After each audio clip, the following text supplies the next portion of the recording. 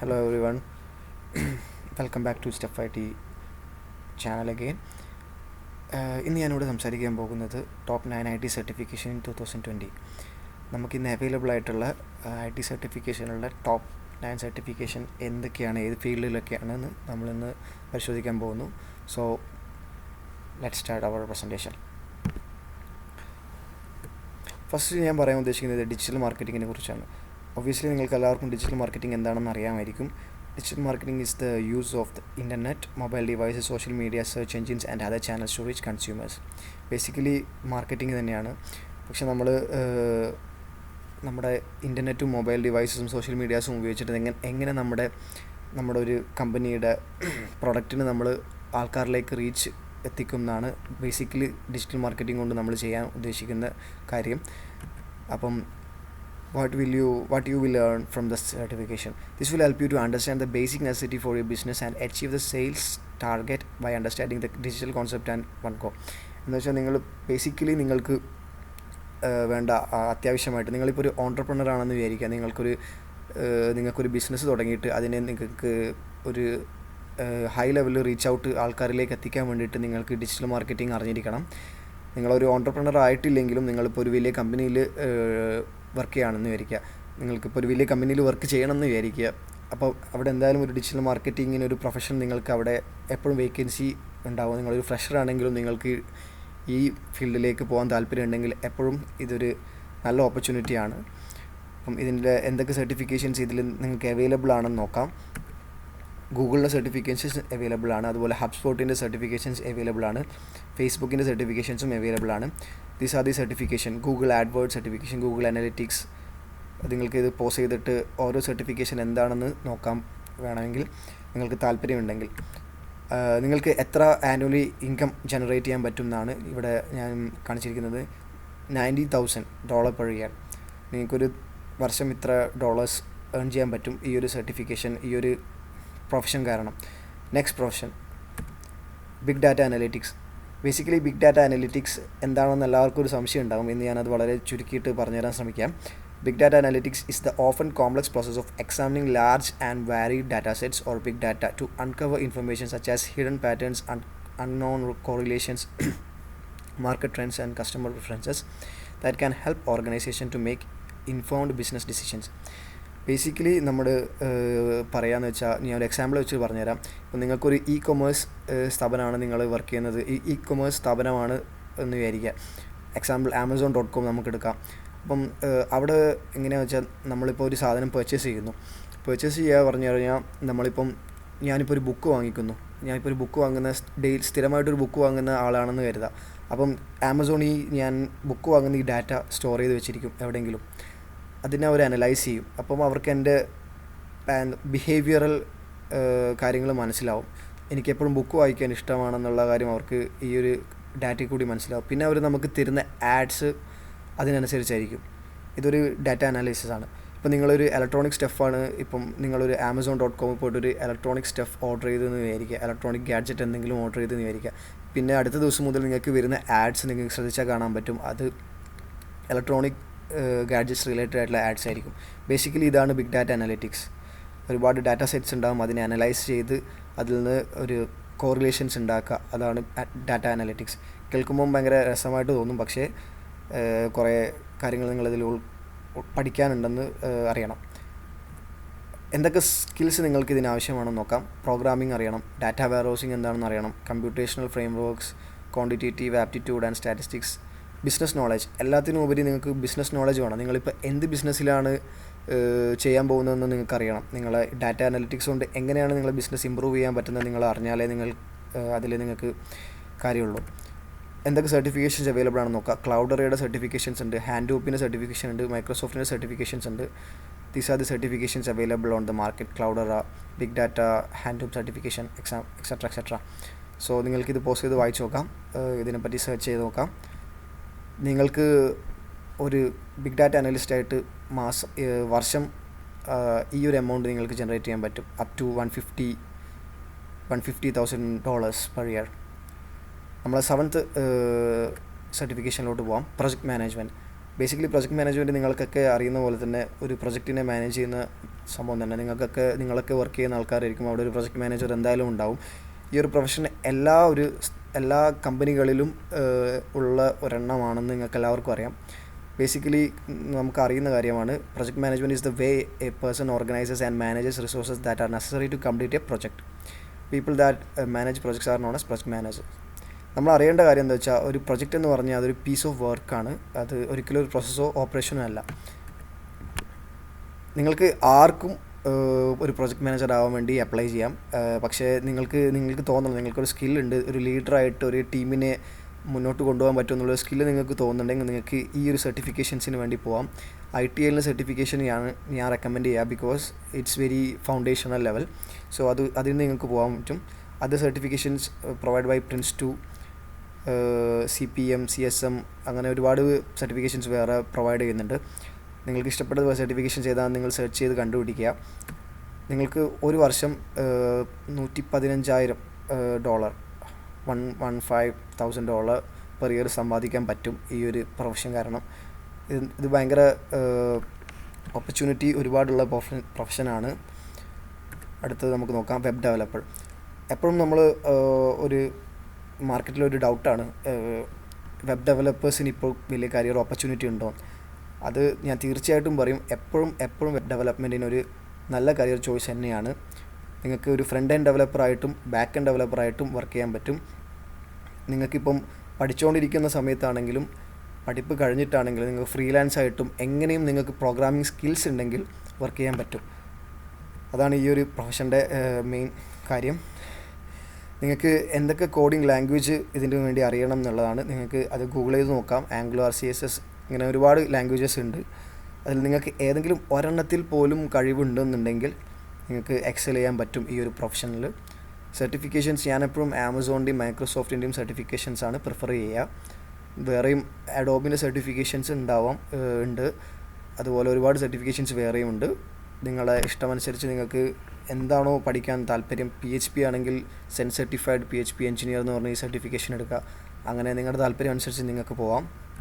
നിങ്ങൾക്ക് yearly $90,000 to $120,000 നിങ്ങൾക്ക് ഒരു വെബ് ഡെവലപ്പറായിട്ട് ഏൺ ചെയ്യാൻ പറ്റുന്നതാണ്.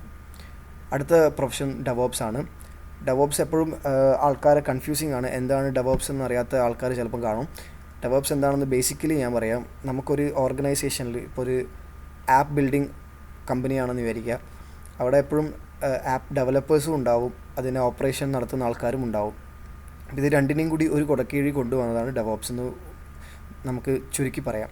A DevOps engineer will work with IT developers to facilitate better coordination among operations, development and testing functions by automating and streamlining the integration and deployment process. DevOps aims at coupling a tighter alignment between IT operations and businesses.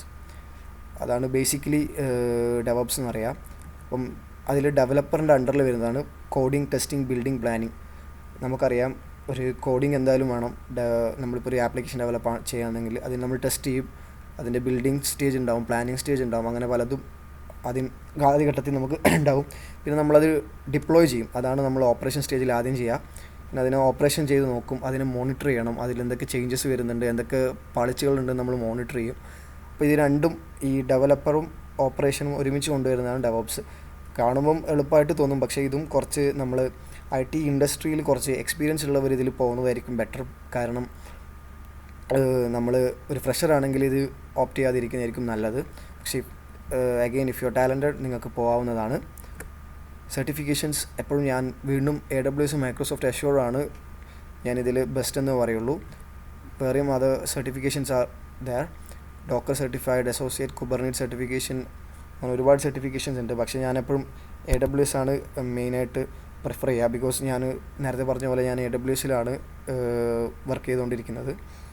അതുകൊണ്ട് ഞാൻ അതിനെ prefer ചെയ്യും. പക്ഷേ അഷ്യൂറിൻ്റെ കോഴ്സും assure DevOps solution certification എക്സാമും വളരെ നല്ലതാണ്. അതുപോലെ ഗൂഗിൾ ക്ലൗഡ് പ്ലാറ്റ്ഫോമും നല്ലതാണ്. നിങ്ങൾക്ക് ഒരു വർഷം $130,000 to $150,000 per year ഏൺ ചെയ്യാൻ പറ്റും. നല്ലൊരു പ്രൊഫഷനാണ്. ഇൻട്രസ്റ്റ് ഉള്ളവർ എപ്പോഴും ട്രൈ ചെയ്ത് ഇതിലേതെങ്കിലും ഒരു സർട്ടിഫിക്കേഷൻ കിട്ടിയാൽ മതി. നിങ്ങൾക്കിപ്പം ഇതിൽ ഏതെങ്കിലും ഒരു സർട്ടിഫിക്കേഷൻ കിട്ടിക്കഴിഞ്ഞാൽ തന്നെ ഭയങ്കര വാല്യൂ ആയിരിക്കും, ജോലി കിട്ടാനും എളുപ്പമായിരിക്കും. അതിൽ നമ്മളടുത്ത കാറ്റഗറി നെറ്റ്വർക്കിംഗ് ആണ് നാലാമത് വരുന്നത്. നെറ്റ്വർക്കിംഗ് എല്ലാവർക്കും അറിയാം. ഞാൻ എൻ്റെ കരിയർ സ്റ്റാർട്ട് ചെയ്തത് നെറ്റ്വർക്ക് എഞ്ചിനീയറായിട്ടാണ്.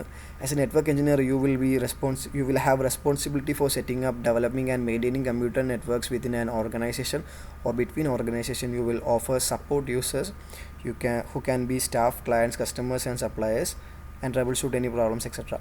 ബേസിക്കലി നെറ്റ്വർക്ക് എഞ്ചിനീയറിൻ്റെ ജോലി എന്ന് പറഞ്ഞാൽ കമ്മ്യൂണിക്കേഷൻ എസ്റ്റാബ്ലിഷ് ചെയ്യുക. നമുക്കിപ്പം ഒരു വലിയ ഓർഗനൈസേഷൻ ആണെങ്കിൽ അവിടെ ഒരുപാട് കമ്പ്യൂട്ടേഴ്സ് ഉണ്ടാവും, അവിടെ ഒരു ലോക്കൽ ഏരിയ നെറ്റ്വർക്ക് ഉണ്ടാവും, അത് അതിൻ്റെ തന്നെ വേറെ ബ്രാഞ്ച് കാണും. അപ്പോൾ അവിടത്തേക്ക് ഒരു കണക്ഷൻ വേണം. അങ്ങനെയൊക്കെയുള്ള കാര്യങ്ങളാണ് നെറ്റ്വർക്ക് എഞ്ചിനീയർ ബേസിക്കലി ചെയ്യുക. നിങ്ങൾക്ക് അറിയാവുന്നതായിരിക്കും, അതിനെക്കുറിച്ച് ഞാൻ കൂടുതൽ ഡീറ്റെയിൽ ആയിട്ട് പറയുന്നില്ല. എന്തൊക്കെ സർട്ടിഫിക്കേഷൻസ് ഉണ്ടെന്ന് നോക്കാം. കോമ്പാറ്റിയ നെറ്റ്വർക്ക് പ്ലസ്, ഇതാണ് ഏറ്റവും ബേസിക് സർട്ടിഫിക്കേഷൻസ് നമ്മുടെ നെറ്റ്വർക്കിംഗ് ഫീൽഡിൽ. ഞാൻ സിസ്കോ CCNA സർട്ടിഫൈഡ് ആയിരുന്നു. പിന്നെ ഞാൻ അതിലങ്ങോട്ട് പോയില്ല. പിന്നെ ഞാൻ ക്ലൗഡ് പ്ലാറ്റ്ഫോമിലോട്ടേക്ക് മാറി.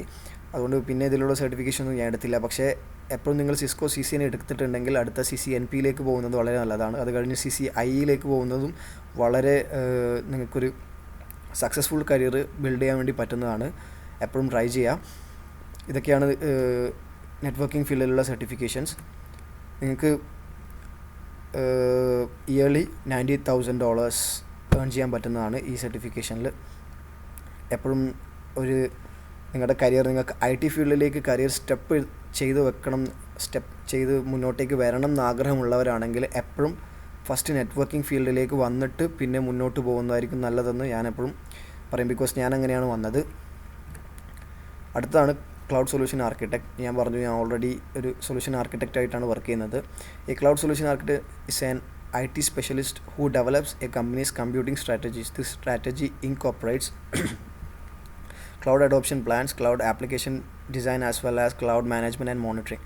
മെയിനായിട്ട് ഒരു സൊല്യൂഷൻ ആർക്കിടെക്റ്റിൻ്റെ ജോലി എന്ന് പറഞ്ഞാൽ നമ്മൾ ഒരു ആർക്കിടെക്ചർ ഉണ്ടാക്കണം. നമുക്കിപ്പോൾ ഒരു ഓർഗനൈസേഷൻ ഉണ്ട്, അവിടെ ഒരുപാട് കാര്യങ്ങൾ, നമുക്കൊരു വെബ്സൈറ്റ് ഹോസ്റ്റ് ചെയ്യണം. അപ്പോൾ അതിനൊക്കെ വേണ്ട കാര്യങ്ങൾ നമ്മൾ ഏറ്റവും കോസ്റ്റ് എഫക്റ്റീവായിട്ട് റിലയബിൾ ആയിട്ടുള്ള ഒരു ആർക്കിടെക്റ്റ് നമ്മൾ സെറ്റ് ചെയ്യുന്നതാണ് നമ്മുടെ ജോലി. ഇതിനെക്കുറിച്ച് ഞാൻ ഡീറ്റെയിൽ ആയിട്ട് പോകുന്നില്ല, നിങ്ങൾക്ക് ഗൂഗിൾ ചെയ്ത് നോക്കാം. Who can be A cloud engineer? Apparently നേരത്തെ പറഞ്ഞ പോലെ ആർക്കും ക്ലൗഡ് എഞ്ചിനീയർ ആവാൻ പറ്റും. നിങ്ങൾക്ക് ബേസിക് IT നോളേജ് ഉണ്ടെങ്കിൽ നിങ്ങൾ എപ്പോഴും ബേസിക് ക്ലൗഡ് സർട്ടിഫിക്കേഷൻസിന് പോവുക.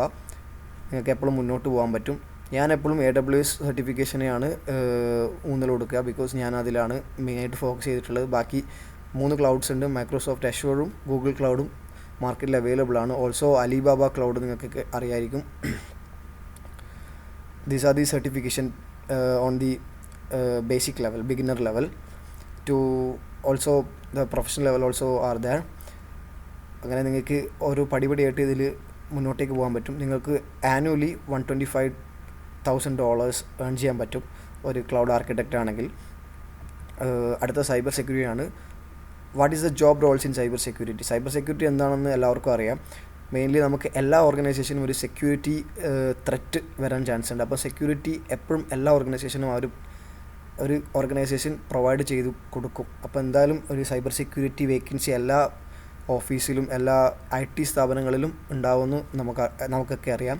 Cyber security professionals are information security analysts, have a wide range of responsibility, but the crux of their job is to protect online data from being compromised. As you all know, നിങ്ങൾക്ക് വേണ്ട cyber security skills എന്തൊക്കെയാണെന്ന് നോക്കാം. Problem solving skills, technical aptitude, knowledge of security across various platforms, attention to detail, communication skills, ഇങ്ങനെ whole bunch of skills നിങ്ങൾക്ക് ആവശ്യമാണ്. ഇതൊക്കെയാണ് ഞാൻ prefer ചെയ്യുന്ന സർട്ടിഫിക്കേഷൻസ്. ഒരുപാട് സർട്ടിഫിക്കേഷൻസ് മാർക്കറ്റിൽ അവൈലബിൾ ആണ്. അതിലേറ്റവും നല്ല സർട്ടിഫിക്കേഷൻ എന്ന് ഞാൻ പറയാം സർട്ടിഫൈഡ് എത്തിക്കൽ ഹാക്കറാണ്. അതുപോലെ സർട്ടിഫൈഡ് ഇൻഫർമേഷൻ സെക്യൂരിറ്റി മാനേജറും നല്ല തന്നെയാണ്. നിങ്ങൾക്ക് ഇഷ്ടപ്പെട്ട സർട്ടിഫിക്കറ്റ് തിരഞ്ഞെടുത്ത് മുന്നോട്ട് പോവുക. CISSP എന്ന് പറഞ്ഞാൽ കുറച്ചുകൂടി പ്രൊഫഷണൽ ലെവലാണ്. നിങ്ങളാദ്യം കുറച്ച് ബേസിക് ലെവലിൽ പോയിട്ട് പ്രൊഫഷണൽ ലെവലിൽ പോകുന്നതായിരിക്കും നല്ലത്. അത് സർട്ടിഫിക്കേഷൻസ് ഇതൊക്കെയാണ്. നിങ്ങൾക്ക് പോസ് ചെയ്ത് സെർച്ച് ചെയ്ത് നോക്കാം. $150,000 പെർ ഇയർ നിങ്ങൾക്ക് സമ്പാദിക്കാൻ പറ്റും. ബിക്കോസ് ഇപ്പോൾ സൈബർ സെക്യൂരിറ്റിയുടെ ഒരു മുന്നേറ്റ് നിങ്ങൾക്കൊക്കെ അറിയാം. സൈബർ സെക്യൂരിറ്റി ഇപ്പോൾ ഭയങ്കര ക്രൂഷ്യലായിട്ട് വരുന്നൊരു സാധനമാണ്. നിങ്ങൾക്ക് കണ്ടിട്ടുണ്ടാവും 2 ദിവസം മുന്നേ ട്വിറ്റർ ഹാക്ക് ചെയ്തതൊക്കെ. ബിറ്റ് കോയിൻ വെച്ച് തട്ടിപ്പ് നടത്തിയ കുറേ പേര് ട്വിറ്റർ ഹാക്ക് ചെയ്തത്, ജെഫ് ബിസോസിൻ്റെയും അങ്ങനെയുള്ള ബിൽ ഗേറ്റ്സിൻ്റെയൊക്കെ ട്വിറ്റർ ഹാക്ക് ചെയ്തൊക്കെ നിങ്ങൾ കണ്ടിട്ടുണ്ടാവും. അപ്പം എപ്പോഴും സൈബർ സെക്യൂരിറ്റിക്ക് മാർക്കറ്റിൽ ഹൈ ഡിമാൻഡ് ഉണ്ട്. അടുത്തത് നമ്മൾ പറയുന്നത് ആർട്ടിഫിഷ്യൽ ഇൻ്റലിജൻസ്. ഇതാണ് ഇപ്പം ഉള്ള എല്ലാ IT വലിയ പ്രൊഫഷണൽസ് പറയുന്നത് അടുത്തൊരു ജനറേഷൻ ആർട്ടിഫിഷ്യൽ ഇൻ്റലിജൻസിൻ്റെ ആയിരിക്കാം എന്നാണ്. സോ ഇതാണ് ഒരു ലീഡിങ് ഇന്നോവേഷനായിട്ട് മുന്നോട്ട് വന്നുകൊണ്ടിരിക്കുന്നത്. So also machine intelligence is a branch of computer science that aims to imbue software with the ability to analyze its own environment using either predetermined rules and search algorithms or pattern recognizing machine learning models. നിങ്ങൾക്കൊക്കെ AI എന്താണെന്ന് അറിയായിരിക്കും, പക്ഷെ എന്തായാലും ഞാൻ പറയാം. AI basically നമ്മുടെ ഒരു എൻവയൺമെൻറ്റിൽ നമ്മളൊരു കോഡ്, ഒരു അൽഗോരിതം റൺ ചെയ്ത് ആ അൽഗോരിതത്തിന് സ്വയം എന്താണ് ചെയ്യേണ്ടതെന്നുള്ളൊരു തിരിച്ചറിവ് കിട്ടുന്നതാണ് ബേസിക്കലി ആർട്ടിഫിഷ്യൽ ഇൻ്റലിജൻസ്. കൂടുതലായിട്ട് ഞാൻ ഡീപ്പായിട്ട് പറയുന്നില്ല. അതിന് പ്രീഡിറ്റർമൈൻഡ് ആയിട്ടുള്ള കുറച്ച് റൂൾസ് അവർ സെറ്റ് ചെയ്തിട്ടുണ്ടാവും. അത് വെച്ചിട്ടാണ് അവരിപ്പം അനലൈസ് ചെയ്യുക. അങ്ങനെ അനലൈസ് ചെയ്ത് ഇന്ന സിറ്റുവേഷനിൽ ഇന്ന കാര്യം ചെയ്യണം എന്നുള്ളത് നമ്മൾ അതിൽ ഓട്ടോമേറ്റഡ് ആയിട്ട് ഈ അൽഗോരിതത്തിൽ ഉണ്ടാവും. അപ്പം നമ്മുടെ ഹ്യൂമൻ ഇൻ്റർവെൻഷൻസ് നമുക്ക് കുറക്കാൻ പറ്റും, ഹ്യൂമൻ എഫേർട്സ് കുറക്കാൻ പറ്റും. കാര്യം ഇത് തന്നെ ഓട്ടോമാറ്റിക്കലി അത് സെൻസ് ചെയ്തുകൊണ്ട് ചെയ്യും. അതാണ് ബേസിക്കലി ഈ കാര്യങ്ങൾ പറയുന്നത്. എന്തൊക്കെ സ്കിൽസ് നിങ്ങൾക്ക് വേണമെന്ന് വെച്ചാൽ, മാത്സിൽ നല്ല സ്കിൽസ് ആവശ്യമാണ്. പ്രോബബിലിറ്റി, പ്രഡിക്ഷൻസ്, കാൽക്കുലസ്, അങ്ങനെ ഈ ബഞ്ച് ഓഫ് തിങ്സിൽ നിങ്ങൾക്ക് നല്ല സ്കിൽസ് വേണം. അതുപോലെ ഫിസിക്സ്, മെക്കാനിക്സ് അങ്ങനെയുള്ള കാര്യങ്ങളിലും ആവശ്യമായിട്ട് സ്കിൽസ് വേണം. മെയിൻലി കമ്പ്യൂട്ടർ സയൻസിൽ programming, logic and efficiency, data structures ഇങ്ങനത്തെ കാര്യങ്ങളിലും സ്കിൽസ് ഉണ്ടാവുന്നത് വളരെ അത്യാവശ്യമാണ്. ഇതും നേരത്തെ പറഞ്ഞ ഡെവോപ്സിനെ കൊണ്ട് പറഞ്ഞ പോലെ തന്നെ നിങ്ങൾക്ക് ഒരുപാട് IT എക്സ്പീരിയൻസ് ഇല്ലെങ്കിൽ, ഫ്രഷർ ആണെങ്കിൽ നിങ്ങളിതിന് പോകാതിരിക്കുന്നതായിരിക്കും ബെറ്റർ. IT എക്സ്പീരിയൻസ് ഉണ്ടാക്കിക്കൊണ്ട് നിങ്ങൾ പോകുന്നതായിരിക്കും ബെറ്റർ. പക്ഷേ ഇനി വരാൻ പോകുന്ന ഒരു വർഷം 2021 ആയിക്കോട്ടെ, മുന്നോട്ടുള്ള വർഷങ്ങളിൽ ഇതിന് ഭയങ്കര സാധ്യത കൂടി വരും എന്ന് ഉറപ്പാണ്. ഇതൊക്കെയാണ് സർട്ടിഫിക്കേഷൻസ് ഇപ്പോൾ അവൈലബിൾ ആയിട്ടുള്ളത്. അതുപോലെ AWSൻ്റെ സർട്ടിഫിക്കേഷനും മൈക്രോസോഫ്റ്റ് അഷ്യൂറിൻ്റെ സർട്ടിഫിക്കേഷനും ആർട്ടിഫിഷ്യൽ ഇൻ്റലിജൻസിലുണ്ട്. പക്ഷേ അതൊന്നും അത്ര പോപ്പുലർ അല്ല. ഈ പോപ്പുലറാണ്, ഇതും ഇതിനേക്കാൾ പോപ്പുലർ അല്ല. ഇതാണ് ഏറ്റവും പോപ്പുലർ ആയിട്ടുള്ള സർട്ടിഫിക്കേഷൻസ്. സോ നിങ്ങൾക്ക് എത്ര ഏൺ ചെയ്യാൻ പറ്റും? നേരത്തെ സൈബർ സെക്യൂരിറ്റി കേസിൽ പറഞ്ഞ പോലെ തന്നെ നിങ്ങൾക്ക് $150,000 പെർ ഇയർ ഇപ്പം പ്രസൻ്റ്ലി നിങ്ങൾക്ക് ഏൺ ചെയ്യാൻ പറ്റും. പക്ഷേ ഇതിൻ്റെ ഡിമാൻഡ് ഇനിയും കൂടാൻ ചാൻസ് ഉണ്ട്. ഒരു അടുത്ത വർഷമൊക്കെ ആകുമ്പോഴേക്ക് ഡിമാൻഡ് വീണ്ടും കൂടും. അപ്പോൾ നിങ്ങൾ